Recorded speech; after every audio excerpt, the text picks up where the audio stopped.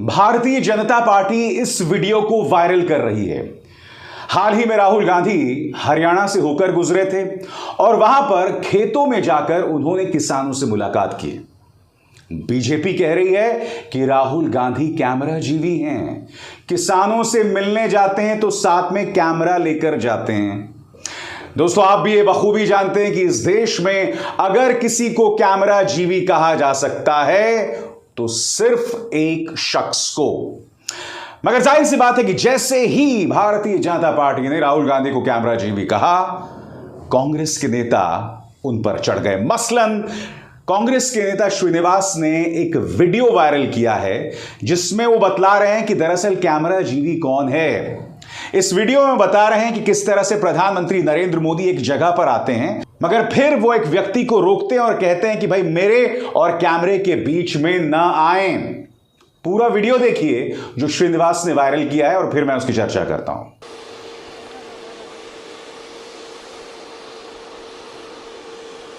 ये टीवी वाले भाई, ए सफेद कपड़ा,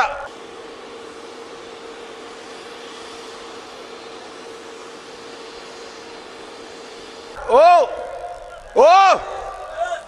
ए बात यहां नहीं रुकती।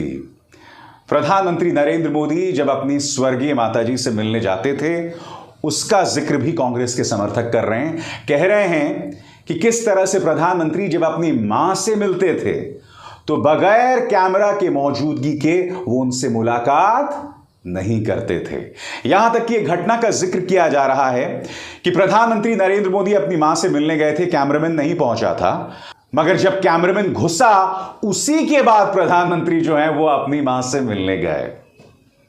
इस मुद्दे को लेकर दोनों प्रचार तंत्र के बीच में जूतम पैजार चल रही है। मगर आज मैं आपसे कुछ सवाल पूछना चाहता हूं। क्या वाकई भारतीय जनता पार्टी को किसी और को कैमरा जीवी कहने का हक है? क्या भारतीय जनता पार्टी को यह हक है किसी को कहने का कि राहुल गांधी जो हैं वो प्रचार कर रहे हैं? याद कीजिए दोस्तों, इस देश में जो भी घटना होती है उसका श्रेय प्रधानमंत्री को दिया जाता है। चंद्रमा में अगर भारत अपने झंडे गाड़े तो श्रेय प्रधानमंत्री को। वर्ल्ड कप जितलाएंगे प्रधानमंत्री नरेंद्र मोदी। इंडिया के पापा प्रधानमंत्री नरेंद्र मोदी। ओलंपिक में गोल्ड मेडल कैसे जीता जाए उसका मंत्र भी मोदी खिलाड़ियों को देते दिखाई देते हैं। इस तरह के तमाम कार्यक्रम जो हैं वो गोदी मीडिया करता है प्रधानमंत्री के पक्ष में, और ये सिर्फ चंद मिसाल मैंने आपको दी है। ऐसी ढेरों मिसालें हैं।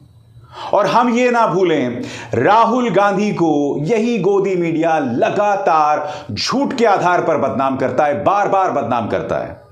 उल्टा मैं आपको एक चीज बताना चाहता हूं। क्या आप जानते हैं कि जब राहुल गांधी ने अपनी भारत जोड़ो यात्रा शुरू की थी तो उन्होंने इंटरव्यूज सिर्फ यूट्यूबर्स और डिजिटल प्लेटफॉर्म्स को दिए थे? क्यों? क्योंकि वो गोदी मीडिया पर विश्वास नहीं करते।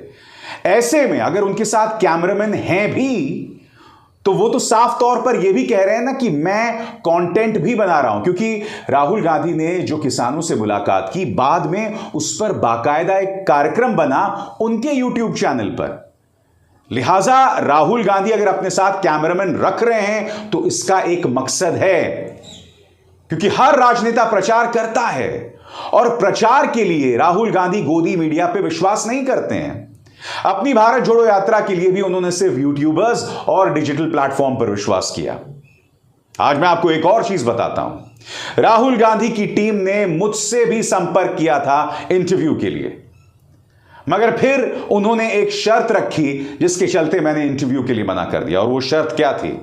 वो शर्त यह थी कि इंटरव्यू पहले राहुल गांधी के चैनल पर चलेगा और 12 घंटे बाद मेरे अपने प्लेटफॉर्म पर। तो मैंने उनसे कहा, भैया आप 12 घंटे बाद चलाने की बात मुझसे कह रहे हैं, तब तक तो इंटरव्यू का सारा जूस निकल जाएगा और तब तक अलग अलग प्लेटफॉर्म्स उस इंटरव्यू का इस्तेमाल करेंगे। मैंने मना कर दिया और फिर इंटरव्यू नहीं हुआ। कहने का अर्थ यहां कुछ और है। कहने का अर्थ यह है कि राहुल गांधी का विश्वास नहीं है मुख्य धारा के न्यूज चैनल्स में। आज वो खुद अपने YouTube चैनल पर अपना प्रचार कर रहे हैं, तो इसमें गलत क्या है मैं समझना चाहता हूं।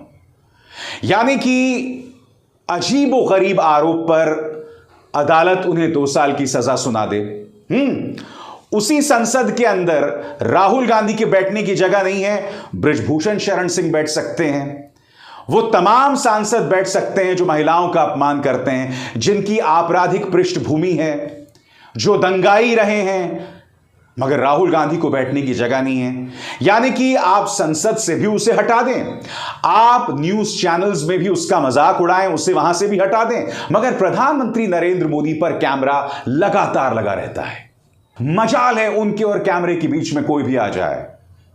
मार्क जकरबर्ग की खैर नहीं, मार्क जकरबर्ग उनके और कैमरा के बीच में आ जाएं तो प्रधानमंत्री उन्हें भी परे कर देते हैं। और ऐसी ढेरों मिसालें हैं जो मैंने आपको इस मंच पर दिखाई हैं। यकीनन भारतीय जनता पार्टी के पास किसी को कैमरा जीवी कहने का कोई भी नैतिक अधिकार नहीं है। भूल गए आप?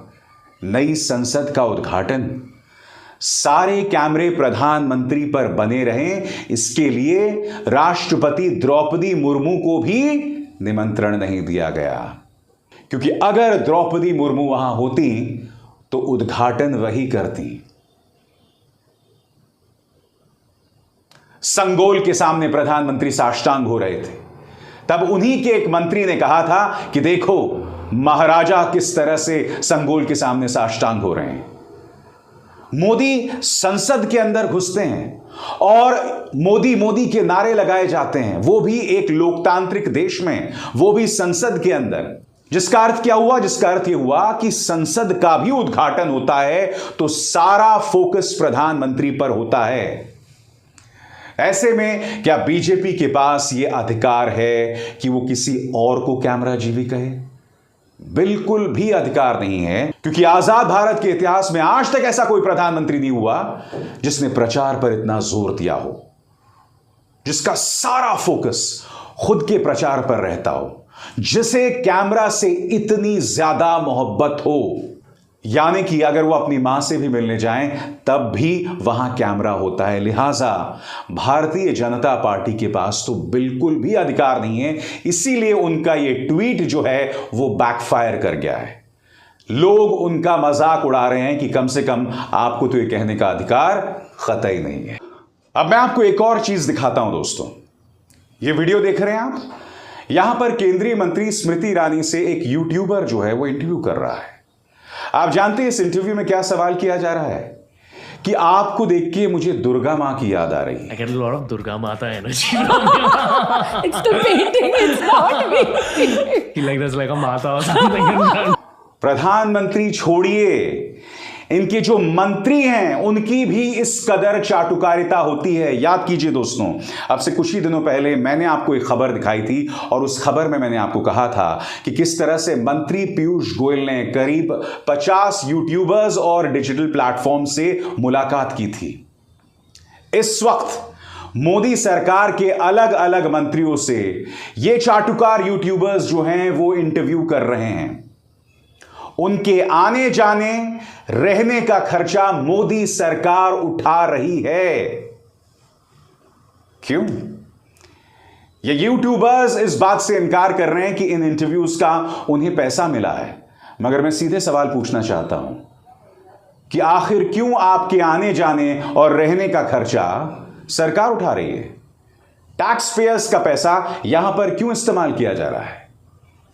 यह सवाल उठना चाहिए ना भाई। अगर आप मंत्री का इंटरव्यू करते हैं तो इसमें पैसा जो है आपके आने जाने का सरकार क्यों पे करे? यह सवाल उठने चाहिए। न्यूज क्लिक में किए गए मैंने अपने कार्यक्रम में आपको बताया था कि किस तरह से मोदी सरकार अब कई यूट्यूबर्स को भी गोदी मीडिया बनाना चाहती है। तो मुख्य धारा के न्यूज चैनल्स उन्हें छोड़ दीजिए, यूट्यूबर्स और डिजिटल प्लेटफॉर्म्स को भी गोदी मीडिया बनाने की कोशिश की जा रही है। यह है भारतीय जनता पार्टी के अंदर प्रचार की भूख। तो मैं आपसे सवाल पूछना चाहता हूं कि क्या ऐसे में बीजेपी को किसी को कैमरा जीवी कहने का अधिकार है? बिल्कुल भी नहीं है, बिल्कुल भी नहीं है, क्योंकि बीजेपी चाहती कि पूरा प्रचार तंत्र उनके हाथ में रहे। स्मृति ईरानी, पीयूष गोयल, एस जयशंकर, उनमें हिम्मत नहीं है कि मेरे सवालों का जवाब दें। वो सिर्फ चाटुकार और वाहियात लोगों को बुला सकते हैं इंटरव्यूज करने के लिए। सीधी चुनौती है, मेरे सवालों का भी जवाब दीजिए। आप मुझे कहीं पर भी बुला लीजिए, मैं आपसे एक पैसा नहीं लेने वाला हूं, चाहे उस जगह रहना हो, चाहे प्लेन में वहां आना हो। अपने पैसे से आऊंगा, इतना आत्मविश्वास, खुद मुख्तार आदमी हूं मैं। मगर आपको चाहिए चाटुकार, जो आपके सामने बैठ के खीसे निपोरें और आपसे कहें कि मैडम आप तो दुर्गा मां लग रही हैं। या फिर आपको ऐसी पापा की परियां चाहिए जो आपके सामने बैठकर कहें कि आप कौन सी टॉनिक लेते हैं, थकते क्यों नहीं हैं। या फिर आपको चाटुकार फिल्म स्टार्स चाहिए जो आपसे यह कहें कि आप आम खाट के खाते हैं या चूस के। या फिर ऐसे पेन किलर पत्रकार चाहिए जो आपसे यह कहें कि आपके बटुए में क्या रखा हुआ है, कितने पैसे हैं। यह हालत कर दी है सरकार ने मीडिया की, और ये लोग विपक्ष पर आरोप लगाते हैं कैमरा जीवी होने का। शर्म तुमको मगर आती नहीं। अभिसार शर्मा को दीजिए इजाजत। नमस्कार।